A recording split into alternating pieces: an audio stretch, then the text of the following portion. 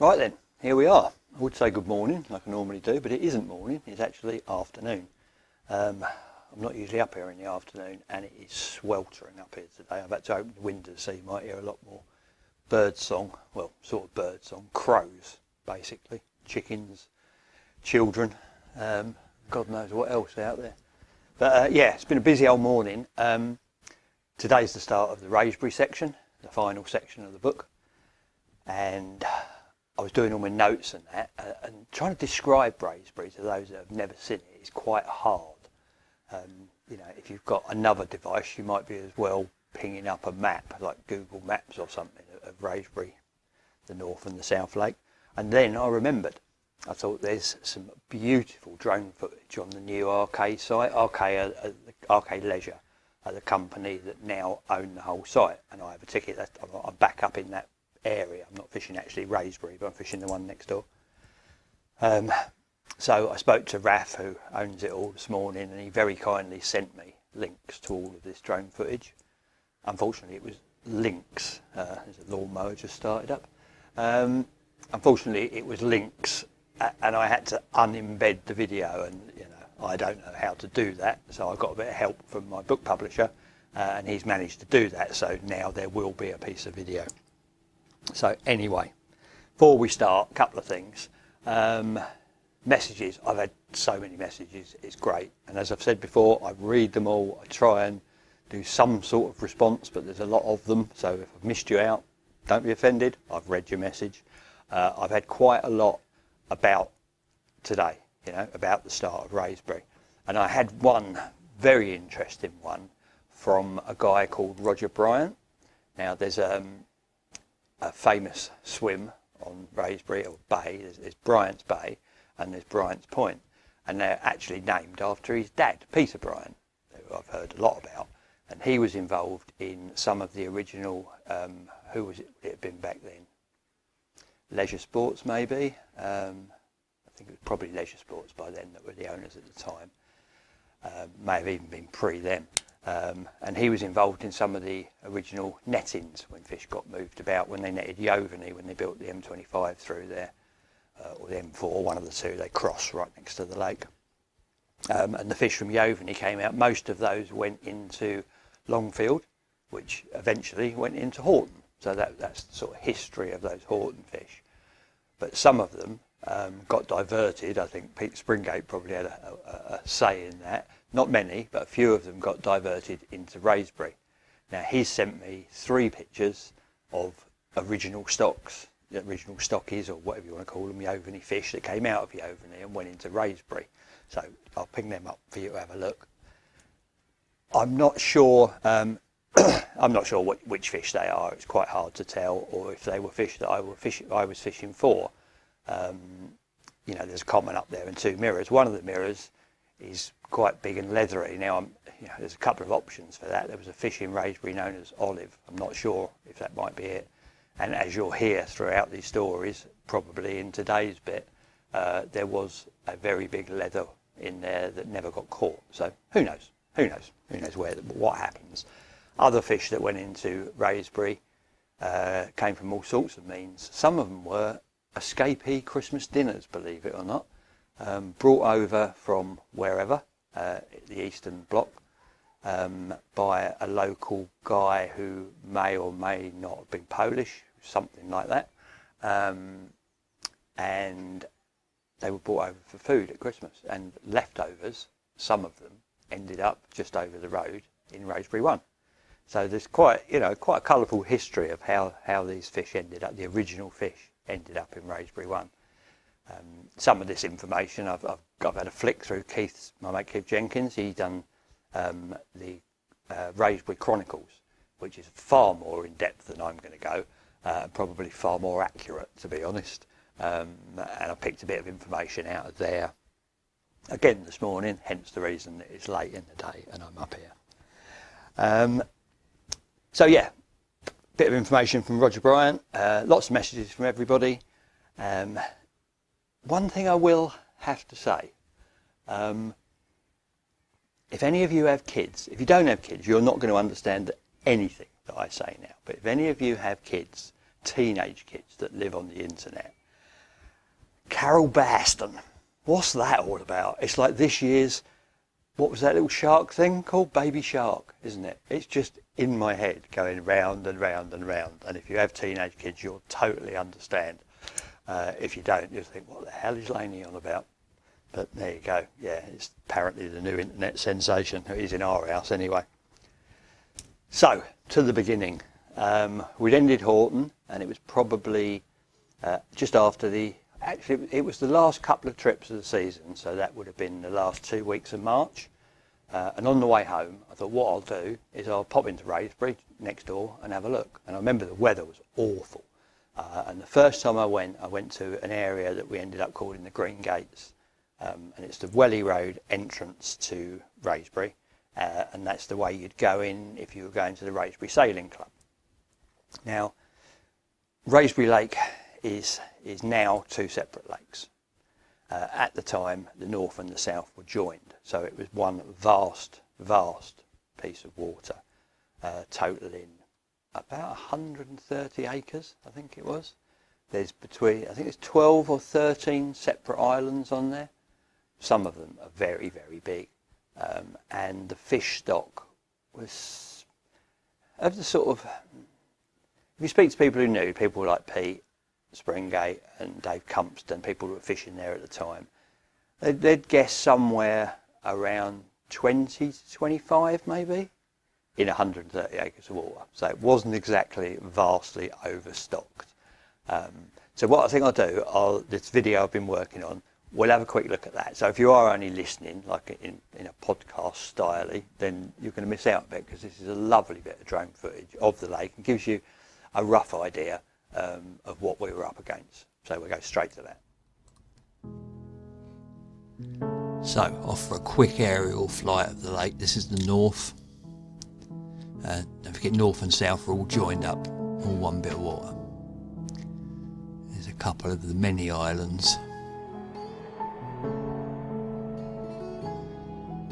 This is taken fairly recently, but it's still, this is how it looked, this is how I remember it. Overgrown, wild, very, very large. That little bit of grass right in front of you wasn't there. That little bund, that was the gap through from one half to the other. And the fish could use all of this. Little dredger bay down on the left there. One of the back bays. As I say, this is a bit more recent, because we've found fish. Bear in mind there were only 20 fish in this whole expanse of water back then. Well, approximately 20 fish anyway. This is new. This was the old sailing club. It's now very, very posh. It's beautiful inside. But that wasn't there back in my day. That was the only bit you couldn't fish where the sailing club was. And there's the dredger. Most famous landmark ever.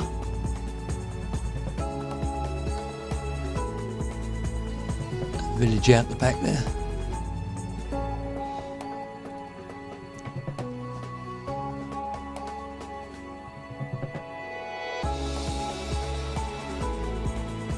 Flight down the middle, up into I think that's the mouth of the Finger Bays actually. I've never been up in a drone, so I know it off by heart through a mask off the side of the boat.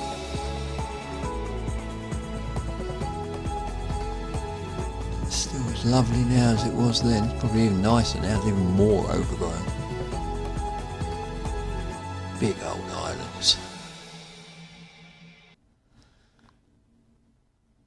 And then that's an overall view of the whole lot. So on the right hand side there you have the South Lake. You can see the new sailing peninsula clubhouse going out. On the left hand side that's the North Lake. Right up on the top in the left hand side that's Sunny Meads Corner. The rocky barge is sort of halfway down on the right hand side of the North Lake. Douglas Lane's top right hand corner of the whole picture. And there's still more that you can't see in the foreground, sort of underneath that drone photo, if you like. So, large lake. So you can get a rough idea that at least you can see that it's huge. Now, the Green Gates, as I said, where I first went, is the base of the peninsula that leads to the sailing club. So I pulled up there in my little old van, got the dog out. There used to be a pedestrian gate. It's all very secure now. It's a lot better, actually, to be honest, because people can't get in and out. We had a lot of hassle over the years up there. But back in those days, it was open access, if you like. So I've gone through the pedestrian gates onto this peninsula. Now, bear in mind, at the time, all I had with me was the Leisure Sport handbook, and it had a map of Wraysbury, the whole lot, north and south. It was probably 3 inches by 2 inches, this map. And as you've seen from that bit of video, it's hard to even express how big it is with a drone, let alone on this little tiny postage stamp in the back of a book. Sorry, little break there. I just had to shut the windows and get rid of the lawnmower. You might not even be able to hear it, but it's driving me mad. So if I suddenly start sweating profusely, it's not COVID-19. It's just hot. So yeah, I've got my little map and I'm wandering out there. The first thing I noticed, I got on this peninsula. Now, don't imagine like a small path with lake on both sides. This is 100 yards wide, this piece of land. So straight away I've thought, oh, I've got this wrong, because on the map it's just this tiny little squiggle with water all around it. So I've walked to the left, which is the North Lake, and thought, here's some lake, you know. Looked out, it looks fairly big. I think the North Lake's probably, I guess, 40 to 50 acres. It looks like a fair old chunk of water. You know, it's bigger already by far than Horton was. I think that was about 14. So I've had a little walk up and down the peninsula bank and looked out and thought, yeah, I like the look of that. I'd say the weather weren't all that. It was a bit of a miserable old day. It was quite a wind coming across, quite a big wind coming across, to be honest. And I thought, right, so if that's that and that's on the left, then I'll walk across this squiggle over that way somewhere and I'll get to Moor Lake, which is exactly what I did. I just turned away from the lake and walked and walked and walked across this peninsula and went down through some woods and what have you. And found Moor Lake. I got to sort of the end of the peninsula. And I've looked out and through the gap between the bushes and trees and that I can see a vast, vast sheet of water with massive waves going over it. There was a sailing club there, which was all gated off. It was the only bit at the time you weren't allowed to fish. So there was this gated off sailing club. It was just like a little hut, well, quite a big hut really, with a few yachts in the front, and moored out in front of it about 50, 100 yards out or whatever, were 2 proper boats, you know, like big blue boats with engines, probably tenders if people got in trouble or whatever. But not the sort of thing I was used to seeing on a carp lake, 2 sodding great boats, and they were bouncing up and down in the waves. So, you know, this bigger section was getting absolutely thrashed by the wind, absolutely hammered. So I sort of doubled back on myself, and then I came around the corner and there was a little gap in the bushes, and I walked along this little path, and there was the dredger. And I thought, I know this, you know, I've heard all about the Dredger Bay, you know, famous bit. Peter told me all about Dredger Bay. I still don't think I was quite expecting it to be such a big dredger, you know. It was hundreds of tons of steel, rusty steel. It obviously ground out on the bottom at some stage and just been left there. I actually said about Raf sending me the video. He sent me a really interesting photo of the dredger taken from a drone, which I'll pick up now.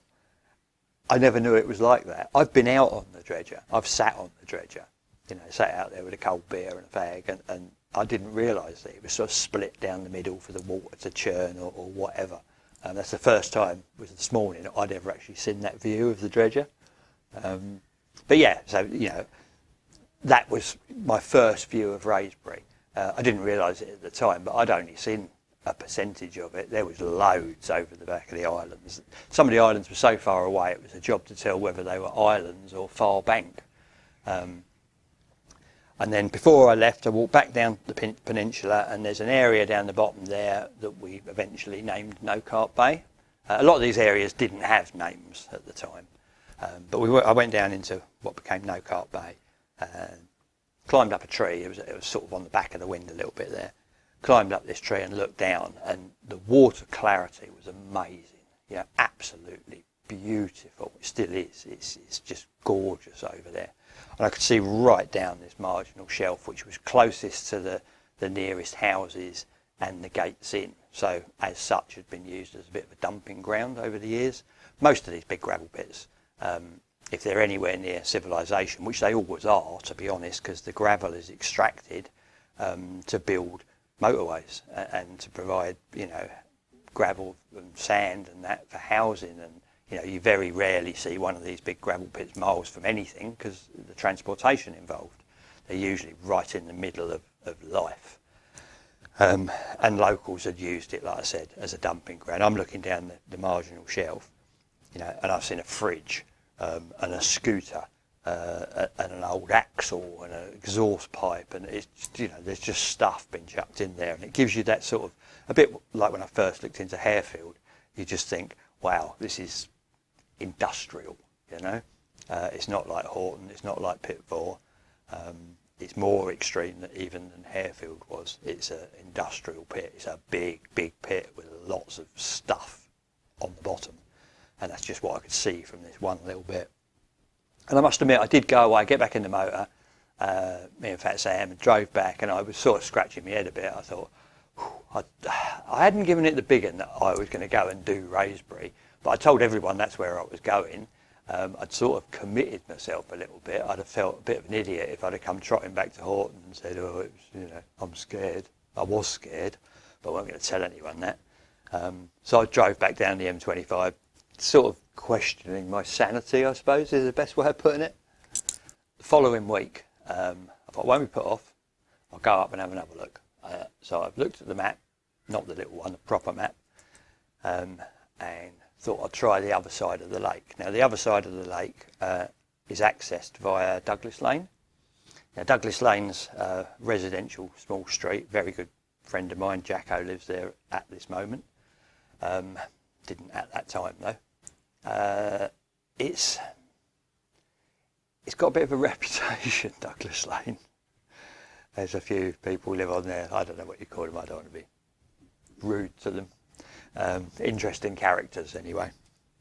And Douglas Lane comes down to the lake, and there's a car park, grass car park, and then you're straight on the bank of what we ended up calling the Route Nightmare. So you're right over on the opposite, completely opposite side of the lake to where I'd first looked on the peninsula.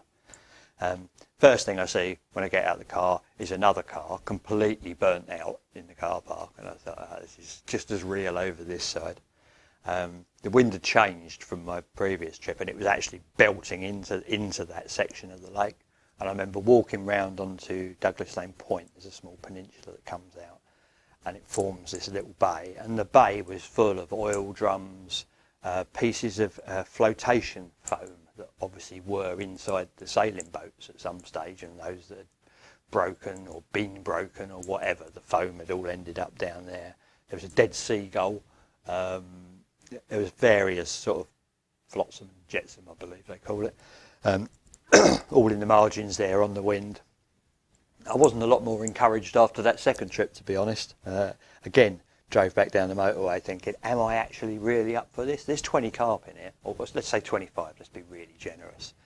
And all I'd seen is water, sheets and sheets of water with waves yay high coming across it. It was scary. It really was. It was daunting. Is a better word. It was very daunting. But luckily, I didn't give up. Did the microphone pick that up? That's my little chime in there saying, "You haven't eaten anything yet today." I forgot all about breakfast somehow. But yeah, I didn't give up. I spoke to Phil Thompson. He was up for fishing it with me. At one stage I thought I'd be doing it on my own, but Phil really fancied it. He fancied getting away from Horton and fishing somewhere wild, and you don't get much more wild than Wraysbury back in the day. So we both arranged to meet up there on, I think it was about middle of April was our next trip, by which time it was like this, this time of year, the sun was out, it was glorious. So we met up in, I believe, the Douglas Lane again, parked up in there and decided to go for a proper walk round and see what it was like. And like I say, it was better. It just looked so much nicer. There was no wind on the lake. It looked a lot more inviting in April than it had done in March. So we set off. We went anti-clockwise from the the Douglas Lane. Went out and had a look on the little point, and then went off. There's a railway line, the Windsor line, runs along the sort of that back end, top end of the lake, if you like. So we went along the railway bank, walking up there. Like I say, it looked so much nicer. It was calm, it was sunny, fairly warm. And we got halfway up the railway bank, and we stood there looking out, having a smoke. And I said to Phil, I think that's a fish out there. He said, where's it out there? So we sort of focused in, and sure enough, there was a little crease along the surface, and it just lifted up, just the top of a back, and then behind it another one, 2 carp, just cruising along, big range, but just cruising along round the island and away. And that was a sort of a turning point, you know. You think, oh, they're findable, they're here, you know. Anyway, we carried on down, and as you get to the end of that section of the railway bank, there's a swim there that we end up calling the Party Point, because it's just a bigger swim. And it goes through a little alleyway of trees, and it comes out in this most beautiful, beautiful section of the lake. Finger Bays it's called, or we called it. It's part of the divide between the north and the south. You've got the Dredger Bay, so you come out the north into the Dredger Bay, and that goes off in 2 separate channels into the South Lake. But just before you get into the Dredger Bay from the north, there's another little chute to the left, and that's the mouth of the Finger Bays, and that goes the opposite way, all the way around a huge island. It's just a small channel of water, maybe 80 yards across. And that goes round into where we were, onto the right, down towards the railway and round that way. So it's like a separate little channel for them to come in and out of. And it's gorgeous in there, it really is. It's all really overhung, very snaggy. And it's made up of sort of 2 sections of these little fingers with a point in the middle. And down the bottom of each one, obviously that forms a little tiny bay. It was a beautiful tree, the tench tree, that overhung right at the bottom of one of these bays, and you could chin up that and look down into this. It was just amazing down there, you know. It's all clear, bits of weed and shade and sun, all dappled going through the bushes. All of that Finger Bay section was so nice, you know, in comparison. The lake was nice, but it was so different to the lakes. You know, the north and the south are big, open areas, and then you've got all these little twisty bits in the middle.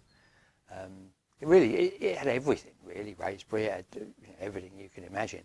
And I remember we carried on round. I think we did a circuit that day. Now, a circuit of Wraysbury is no mean feat, to be honest. It's probably, I'd say, 3 hours minimum, you know, because you go out on a peninsula and then you come back. Like the Finger Bays, the bit that divides is a big peninsula in itself.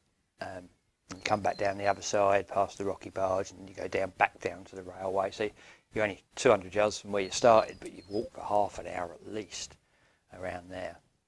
And then we walked right round down into Maids Corner, which most of you probably heard of, very famous. It's probably the shallowest part of Wraysbury, and it's named Maids Corner because there's Maids train station just behind it, just further up a little bit. Only a little sort of rural country train station on this 2-lane Windsor line. And then you come around there and you're walking back up, sort of, you've got a long walk, but you're going to end up at the peninsula where I first went to. But you have to go back past the back of the off-licence. There's a NatWest Sailing Club, and there's 3 or 4 little shops next to it, one of which is the Offie. And that obviously became a regular port of call, because you walk around there on a hot day, by the time you get to the Offie, you need something to cool yourself down, don't you? You need hydration. So pop in the Offie, get a couple of beers, and then carry on round. And then that takes you back down to the peninsula.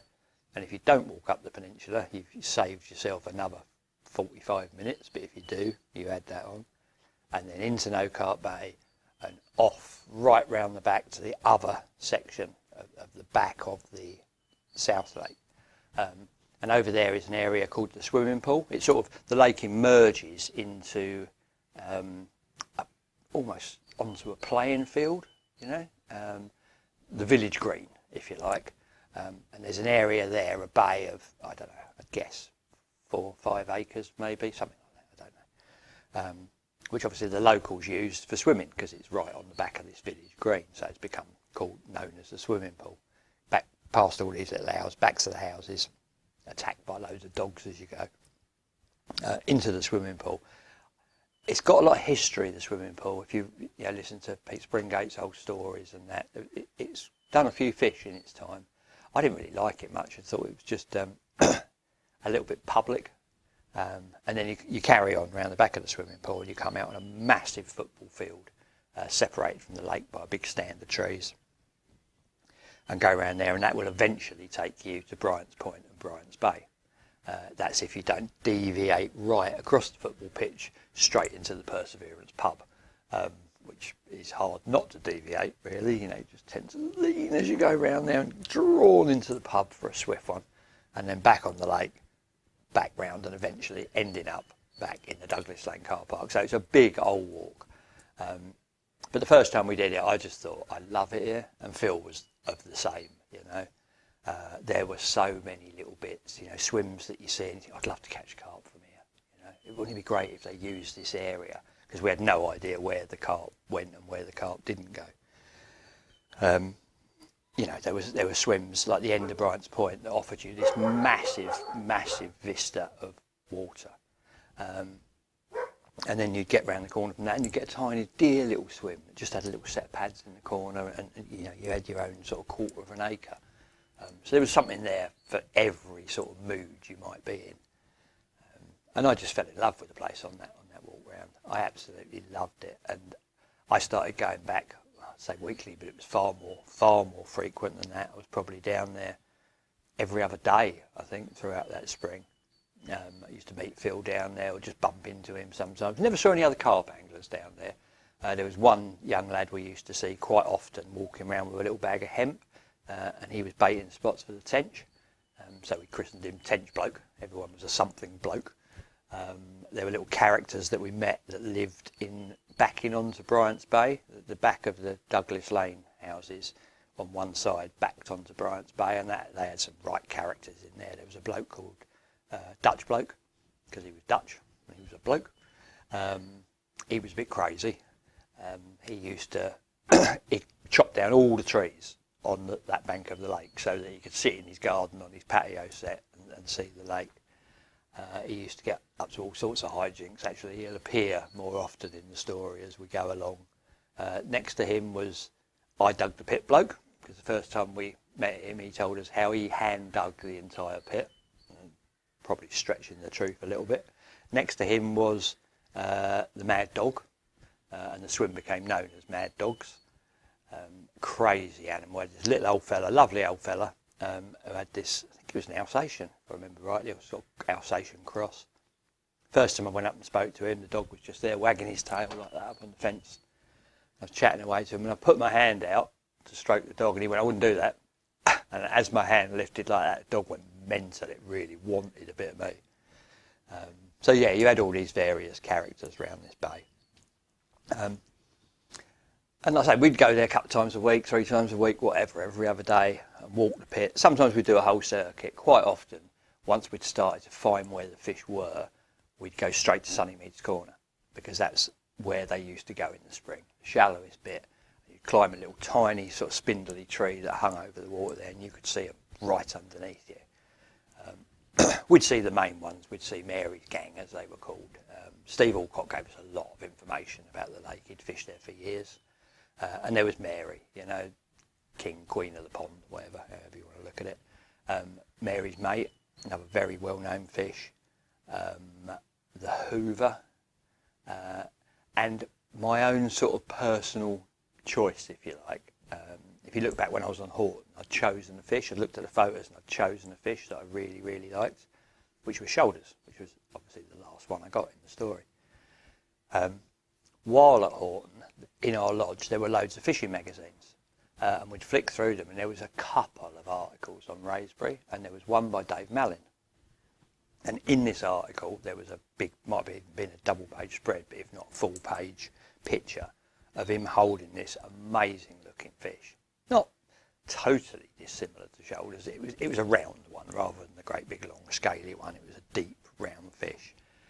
Now, it was actually called Goldie, this fish, and it was sort of my fault that it ended up being called Mallin's, and it was just for reference. When I used to talk about it to Phil and others, I used to say, oh, I'd love that fish that Malin was holding in that mag. And every time I bring it up, I say, oh, that one that Malin had, I'd love that. And it just sort of naturally got shortened and ended up, we'd refer to it as Malin's.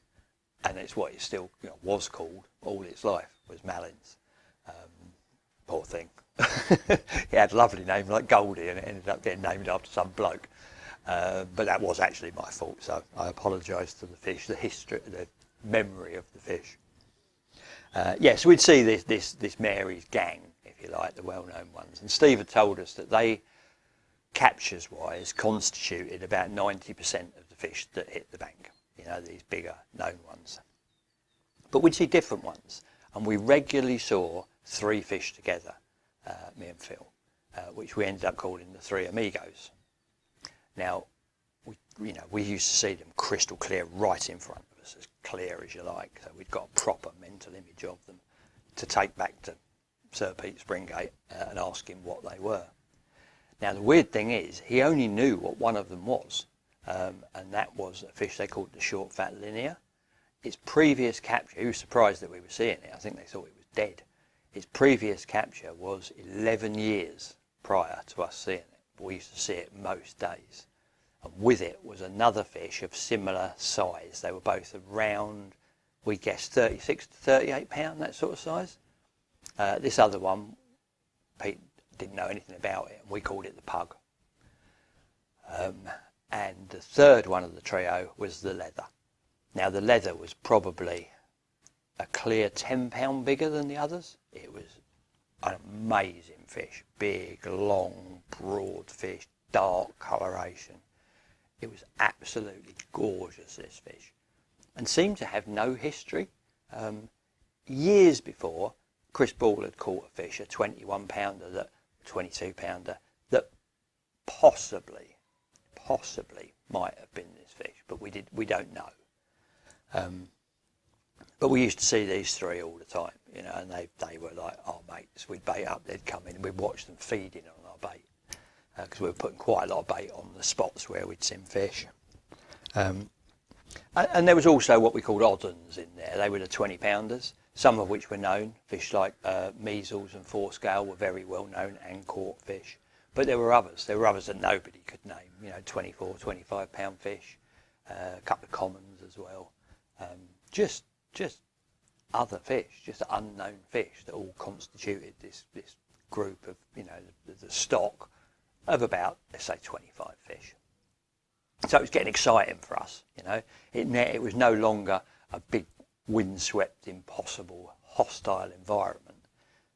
It was now gorgeous. It was now almost like our home. We hadn't even fished yet, but we just felt at home there. I'd go home from there, and by the next morning I'd wake up and it was like I was missing the place. I had to get back down there, had to walk the banks. I say walk the banks, sort of more climb than walk. There were fallen trees everywhere, there were bramble bushes. The more, as the spring went on, the more everything grew, the more we realised how little a lot of these areas had been fished. The peninsula, the Dredger Bay, they were obviously fished. You could drive in. And I think that was pretty much how it had been fished, somewhere you could get easy access to. But this back bit, the Finger Bays and all them little back paths and around there, you could get lost around there. So Phil came up with the idea of secateurs. And he bought me and him a set of these little garden secateurs. So every time we walked anywhere, so we weren't like doing a work party, but you'd just clip anything if it was in your way. A bramble, just clip, walk on. A little branch, clip, walk on. So it became part of the circuit. Secateurs, tangle twisters from the shop halfway round. I don't know if you remember them. They were ice lollies, like sort of ice cream lollies of twisty colours. On the way out, bit of secateur in. As you came back past the off licence, in there, a couple of cold beers, walked the back section, crossed the football pitch, in the pub, swift pint, back into Bryant's Bay, and that was our circuit. And we loved it. Absolutely loved it. And as I said, we were seeing no other people. So already we felt like we owned the place, and we really, really couldn't wait for that start, that June the 15th, that magical day when we could actually go down there and fish. And I knew exactly where I was going to fish.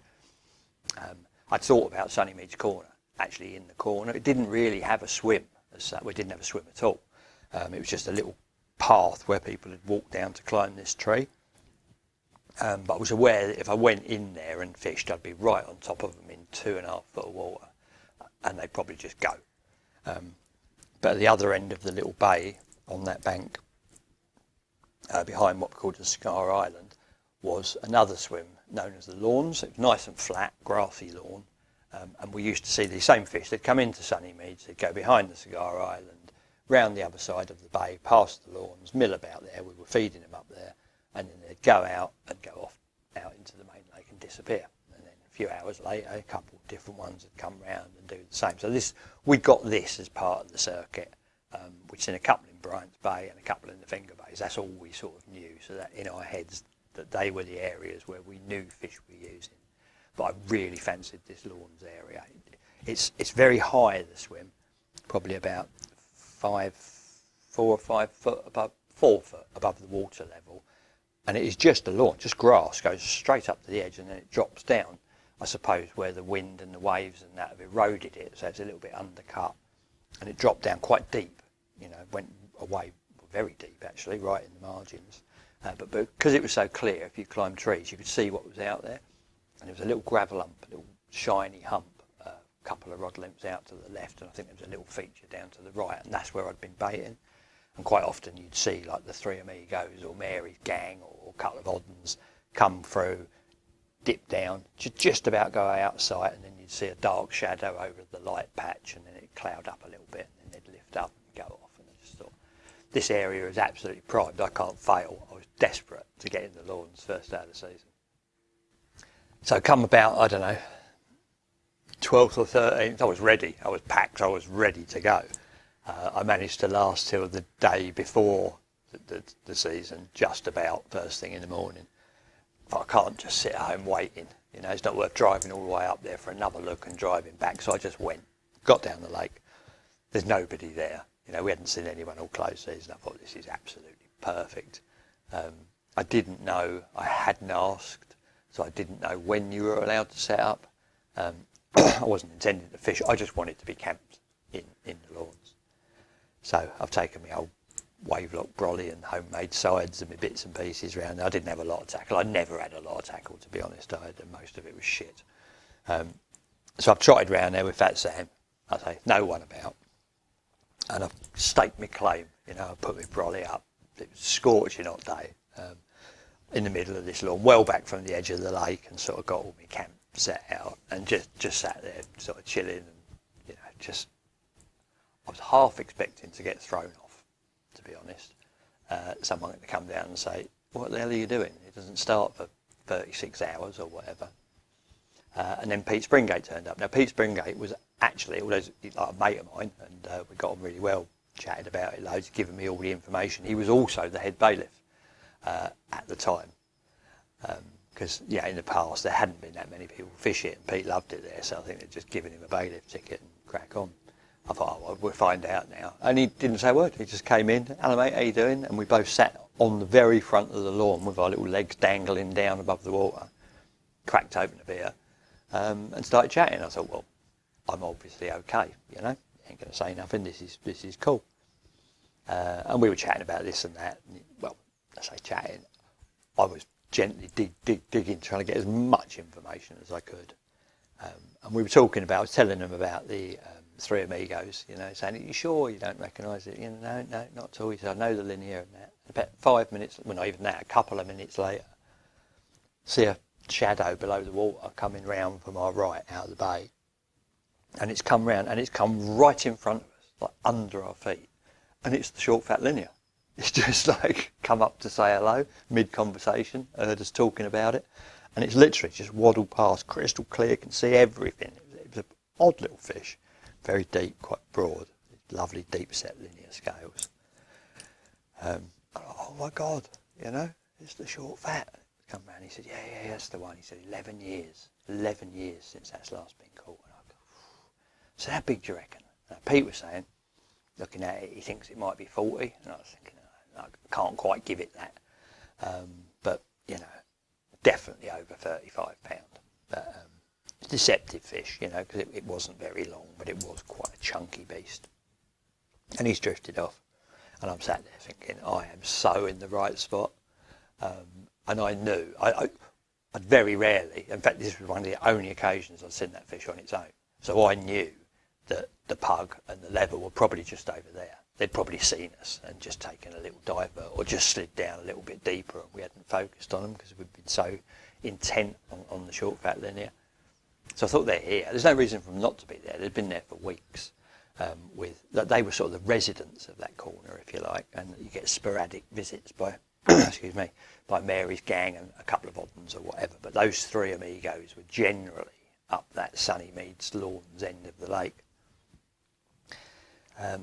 So the night went on. I sat, had a few beers. Phil turned up. We couldn't fish that night. It wasn't until the next night. The next day came about, and people started turning up, and this really surprised me, how many people turned up. Pete turned up. He went next door on a point, which we instantly called Springgates Point. We needed to name everything, me and Phil, because we didn't know what anything was. So we needed a point of reference for conversation. You needed to be able to say, I see a fish yesterday on Bryant's Point. Things needed names. I mean, Bryant's Point had a name. It's a bad example, but I don't think No Carp Bay was No Carp Bay when we started. Springgates Point wasn't Springgates Point. There wasn't a rocky barge. There wasn't a giant's footsteps. We gave them all these names so that we'd have a point of reference along the way.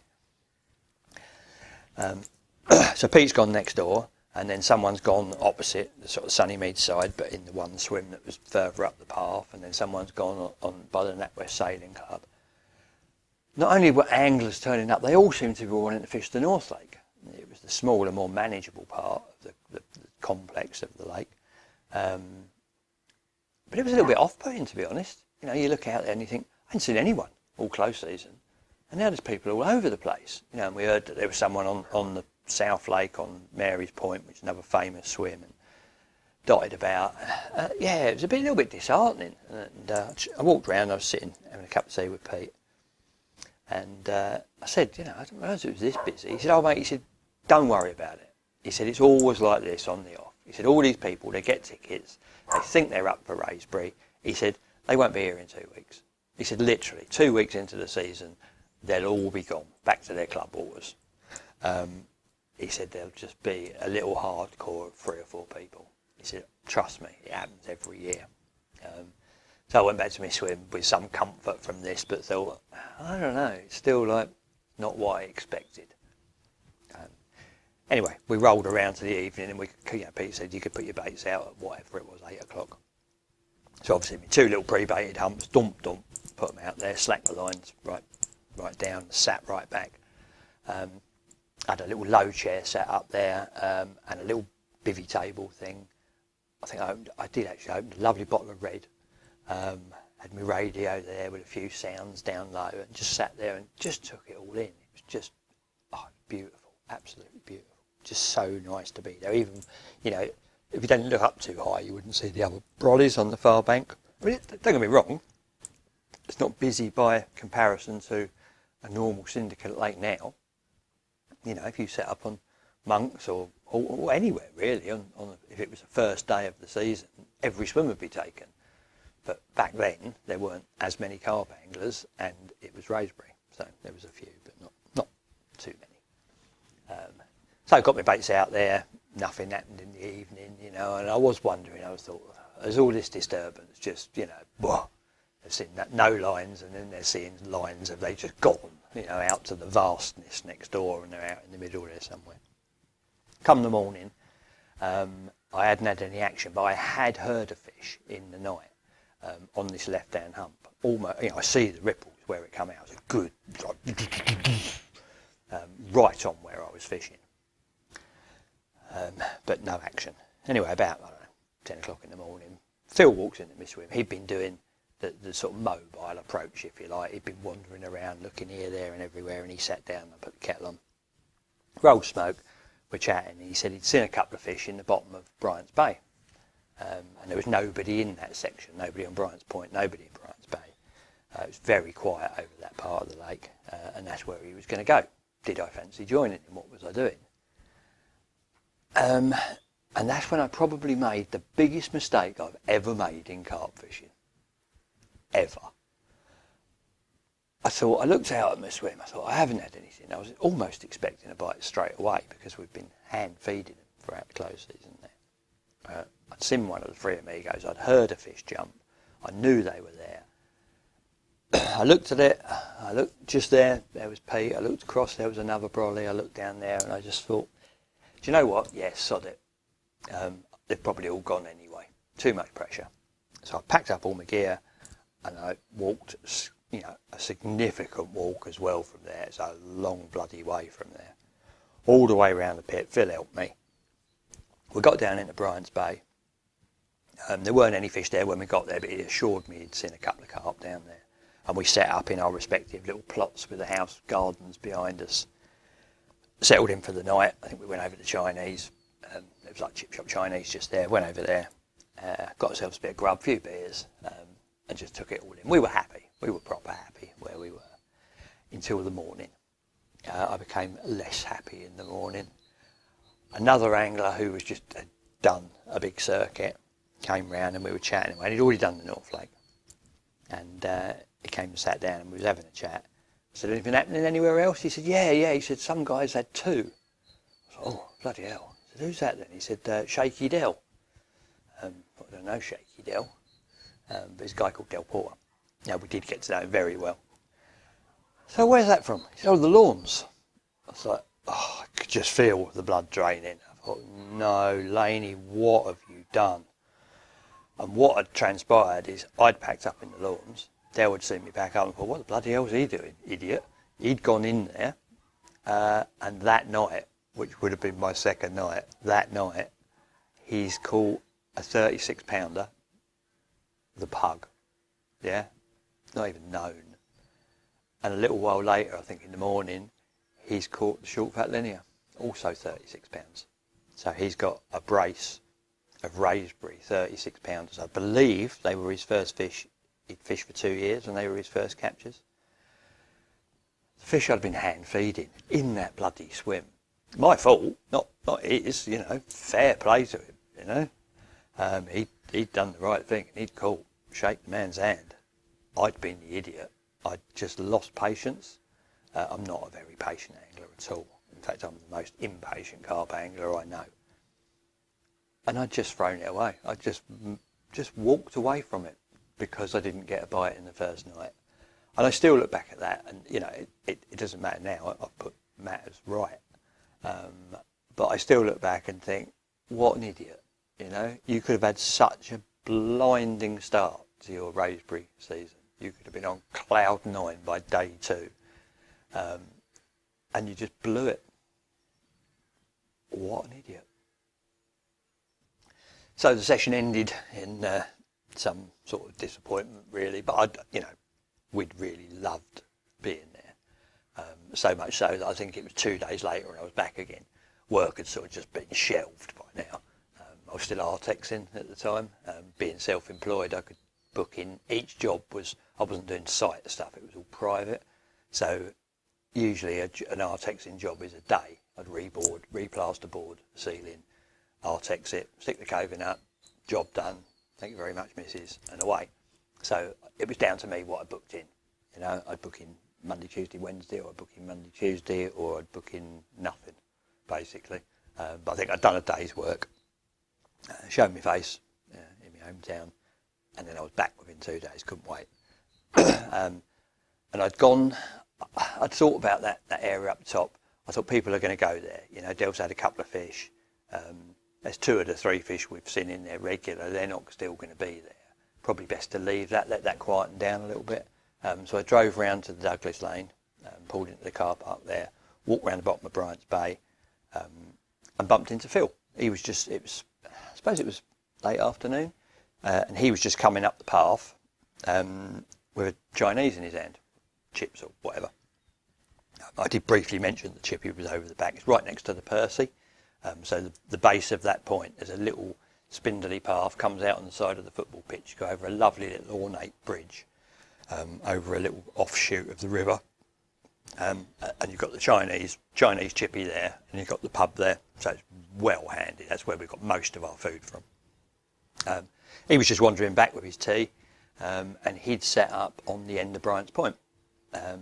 So I decided be social, especially as he had Chinese in one hand and a carrier bag full of lager in the other one. I thought be a good mate and set up next to him. He'd never drink all them on his own. So I set up on the side, like at the base of Bryant's Point. There was a little swim on the side, which ended up being we called it the photographers, because basically it was rubbish. And if you were in there, your only job was going to be photographing fish for anyone that was fishing on the end. But at the time, it was just a swim. So I set up in there. Phil set up on the end. I went up. We sat there, had a few beers. Probably helped him with his Chinese, or Fat Sam did, I'm sure. Gone back to my swim, turned in for the night. So, next morning, I woke up. I'd had no action. I wasn't sure if Phil had or not. So, roused Fat Sam from her bed. Told her Phil had bacon, and she was off like a trot. I had nothing. I was in such a hurry to get down there, I hadn't brought any supplies, but I knew Phil had something. So we wound our way up the Bryant's Point to Phil's swim at the end. He'd had nothing either. Went in there, pulled out his little low chair. He used to have those, one of those, like Argus style, like sort of camping shop, cheapy style, white painted frame, blue and white nylon striped cover chair. They were proper comfortable actually, cost about $4.99. Plonked my arse down on that. As soon as I've sat down, bang, his right hand rod's away. Fishing is Mitchell 410s churner style, so no clutch setting, just back wind. So it's going like this, going like a Catherine wheel, This fish is going, don't want to be anywhere near him. Bear in mind that Bryant's Point is you're faced with, I don't know, it's probably 300 yards to the islands that form the back of your bit of water. God knows, hundreds of yards wide. It gives you the biggest acreage of any swim on Wraysbury. Phil's fishing one about a foot out on the left, and his long range one is about 2 foot out on the right, and it's the long range rod that's gone. And he hold on to this fish, his little rod's zooped over, and his clattery old reel's going backwards and backwards, still back winding. And it just went and went and went and went and went. And I'm standing looking over his shoulder, and I said, you're going to be in trouble in a minute, mate. You are going to run out of line. I mean, the reel only holds about 80 yards when it's full right up. And it's going down and down. No, I'm all right. It's going down. I said, mate, I'm going to get the boat. We're going to need the boat. He said, yeah, all right. So I've set off and I've run round all the way round, flat out round Bryant's Bay. Fat Sam's charging along, all excited, snapping at my heels and running round me and what have you.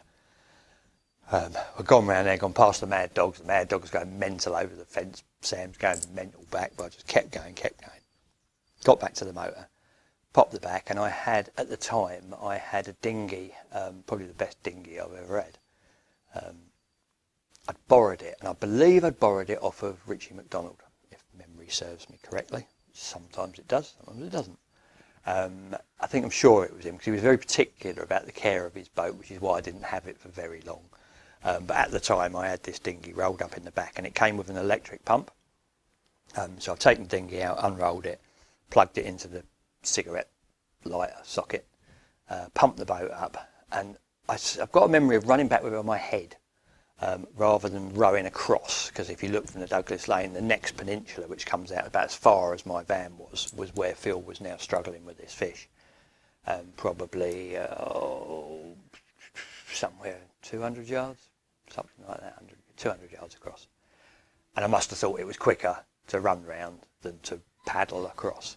So I put the dinghy on my head and run back round Bryant's Bay. Luckily, because of Dutch bloke and his manic gardening, even worse than my neighbour, it was probably the clearest bit of Wraysbury, just like a lawn. So I ran all the way around there, ran up past my swim, got up to the end there, by which time he'd got quite a lot of line back on the reel. He probably got it about 30, 40 yards out. He didn't tell me at the time, but he did admit later that what had happened while I'd been getting the boat is it had actually spooled him. He'd had to grab the line above the reel before it got down to the knot. There was nothing left on the reel, and he just had to hold on and hope, and it did roll over backwards, and he managed to get some line. So he's got it about 30 yards out. It's in a bit of weed. I'm just about to put the boat in the water, and it started moving again, and he's going. I thought that's all going to be for nothing. He's going to land it from the bank here, which is the result. Anyway, very last thing, he's probably got, I don't know, a few rod lengths of line left out, and it's just got like that round to the left. Now, his swim on the end of the point is the last bit of land you can get to on the left of the point. The rest of it is just solid. You can't even get to the water's edge. It's all brambles and trees and what have you. And it's kited straight round and gone under a bush. So don't worry, get in the boat, and rather than trying to land it from the boat, which would just drag him into the bushes, I said, I'll hold the end of the boat, and it'll be like a jetty, and you'll have a better angle. So I sat on the edge of the bank, held the end of the boat. He went down the front. He was pulling and it weren't happening. So I said, I'll give you a bit. He said, I need to get a bit closer. So I've got in the lake. Obviously, it's becoming a theme. I'm always in the bloody lake. So I've got in the lake, and I'm up to about my bottom lip, like that, in the margins, holding the boat at full extension. He's at the front, right at the front of the boat, leaning out, and he's pulling. And then suddenly there's a big crack, and the branch has snapped. That it was wrapped round, and the fish has come out and round, and he's, I'm still in there holding the boat, and he's playing it. It's all over by now. The fish has done everything it can do, I've slid the net forward into the boat. His little 36-inch bloody walrus net thing on his aluminium tube handle. He's fed that out. It's come up, rolled on the top, plop, in it's gone. He's passed me the handle. I pulled the boat back, put the back of it on the bank so he can get out. Pulled the net in. I've taken one look in the net. I've just gone, for Christ's sake, Phil. You're the jammiest git I know. You're faced with this monster, great big lake. You've fished a foot out and 2 foot out, and you've caught the biggest fish in the lake. You've got Mary, Probably possibly got the biggest fish in the land, Unbelievable. With no line on your spool, and there it is, I mean, we've seen big fish. We'd come from Horton, we'd seen 40 pounders. I don't think anything actually prepares you for a fish of the magnitude of Mary. It was just such a fantastic beast, especially when it's bent up in this poxy little net. So we prepared everything on the bank. We've got the little tiny unhooking mats we used to have at the time and the scales and that out. We brought it in, hoisted her up, 49 pounds 4 ounces, 49.25 pounds. It's just boom. Just absolutely blew us both away. I don't think Phil could believe it. I couldn't believe it. It was just amazing. Half of me's just thinking, wow, I've got to catch this fish. At some stage I have to catch this fish. And the other half of me's thinking, this is Phil Thompson. The only one of my mates that's actually got any money. He's just caught a 49 pounder. There's an off licence there, there's a Chinese there, and there's a pub here. I'm in for a good night tonight. And we did. We had a blinder. I think we had a little fire as well. We used to quite like little fires at Wraysbury. Just do what you like up there. Yeah, we celebrated that capture all right. But yeah, it was amazing. Unbelievable. Totally unbelievable. I still can't believe it, even thinking back of it now. Just the whole way he went about it. But that's Phil. If you know Phil, which most of you won't, or if you've read Waiting for Waddle or whatever, you get a rough idea of what he's like. And it's just so typically Phil Thompson. And as if that wasn't enough, nothing else happened that session, but probably less than a week later, as far away from there as you can possibly get, further than the lawns where I started, is at Cigar Island, which I've mentioned, up towards Sunny Maids. And just behind the Cigar Island is a very small channel of water. Phil had been walking around and heard a fish go over in there, and he'd set up in a swim that we christened the bus stop because it was quite large. It wasn't very deep, very long. I could just about get a bus in there, and it fishes up behind, or you can fish up behind the island. And he just done his normal and flick one up the edge into this little tiny channel, and he caught Mary's mate. Which was, I don't know what it weighed, I think probably 38-ish, something like that, maybe even 39. Yeah, another one of Mary's gang of the proper 18, beautiful, long, linear, big, indented scales, proper classic Wraysbury carp.